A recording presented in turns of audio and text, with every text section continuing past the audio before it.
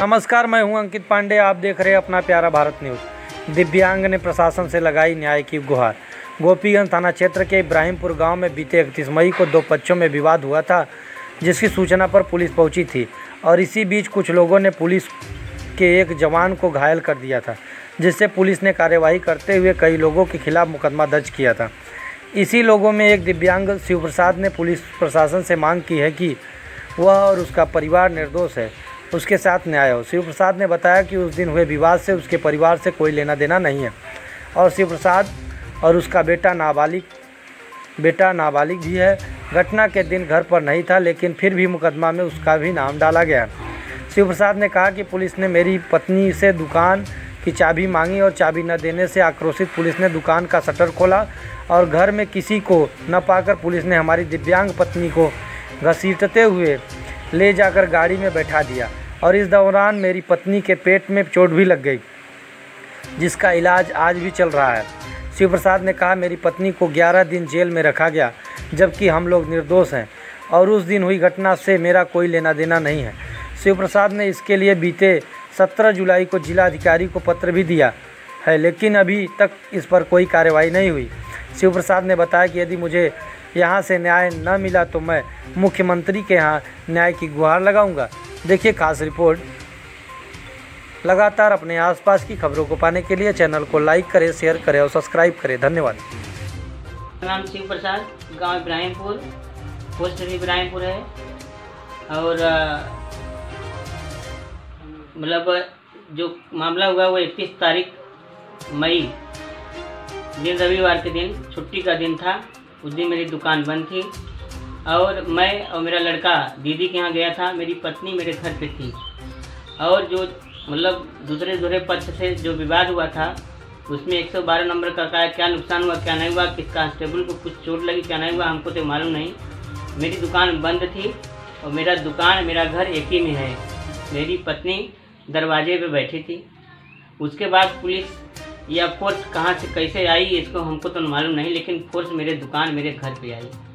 आने के बाद मेरी पत्नी से चाबी मांगा क्या नहीं ये हमको भी नहीं मालूम, लेकिन दरवाज़ा खोलने के लिए उन्होंने कहा।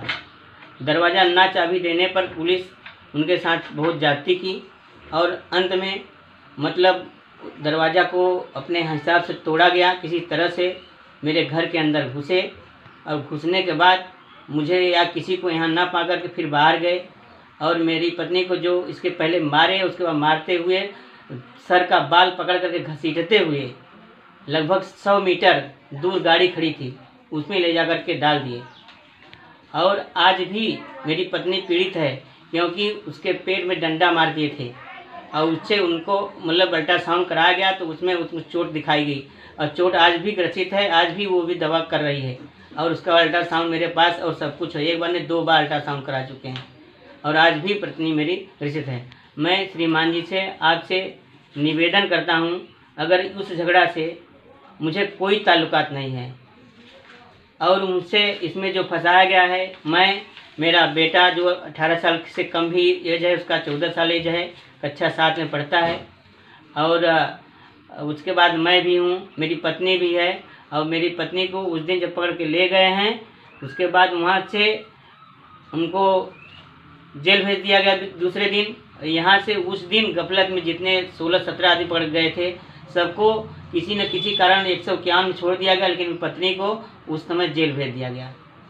जेल जाने के बाद वो 11 दिन जेल में 12 दिन रहीं। उसके बाद जमानत करा करके हम लोग लाए। आज भी मेरी पत्नी उस दिन वो जब निकली थी तब भी मतलब बहुत पीड़ित थी। उसके बाद हम दवा उनका करवाए हैं, अल्ट्रासाउंड करवाए, इसमें दवा चल रहा है। और उसके बाद मेरे भाई और भतीजे वो भी घर पे नहीं थे, तब पर भी उनका भी नाम डाला गया है।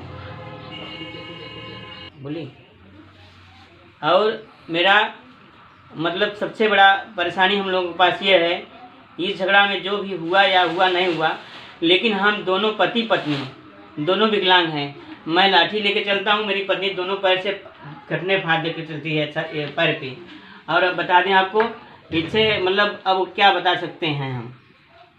इसके लिए हम डीएम साहब को एक पत्र लिख के दिया हूँ। मेरे ऊपर जो भी तकलीफ़ है कि मेरे मतलब इस मामले में अगर हम हैं या मुझे इसमें मतलब कुछ प्रकार से कोई परेशानी है तो आप जांच करवा के मुझे इसमें अगर मतलब हो सके तो हमारा ये इससे दूर करवाइए। और हम मतलब इसके लायक हैं नहीं, क्योंकि मेरी पत्नी और मैं दोनों हैंडीकैप्ड और विकलांग हूँ।